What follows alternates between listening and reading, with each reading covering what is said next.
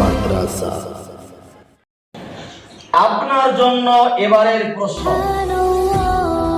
আরাফাত দিনের রোজার নেকি হাদিসে কি উল্লেখ করা হয়েছে? আমি আপনাকে অপশন দিচ্ছি। অপশন এ হজ ও উমরার নেকি, অপশন বি 1 বছরের নেকি, অপশন সি বিগত 2 বছরের নেকি, অপশন ডি 2 বছরের গুনাহ মাফ।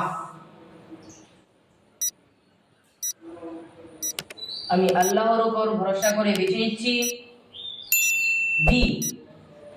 ডি, আরাফাত দিনের রোজা একটি রোজা রাখলে কি নেকি পাওয়া যায়? আপনি বলছেন 2 বছরের গুনাহ মাফ হবে।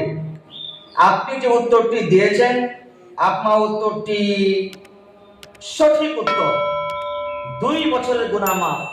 রাসূলুল্লাহ সাল্লাল্লাহু আলাইহি সাল্লামকে জিজ্ঞেস করা হয়েছে যে আল্লাহর নবী আরাফাত দিনের রোজার সম্পর্কে বলেন। আল্লাহর নবী বলেছিলেন যে আরাফাত দিনের রোজার নেকি 2 বছরের গুনাহ মাফ, বিগত 1 বছর এবং সামনের 1 বছর, 2 বছরের গুনাহ মাফ হবে। খুব গুরুত্বপূর্ণ একটি ইবাদত, যে একটি রোজা রাখলে 2 বছরের গুনাহ মাফ হচ্ছে। আমরা যারা নেকি পিপাসিত লোক, যারা আমরা চাই যে আমরা নেকি পাই, গুনাহ মাফ হোক, আমাদের দরকার রয়েছে যে আরাফাত দিনের রোজা আমরা পালন করি, রাখি, যাতে আমাদের 2 বছরের গুনাহ মাফ হয়। আশা করি উত্তরটি বুঝতে পেরেছেন।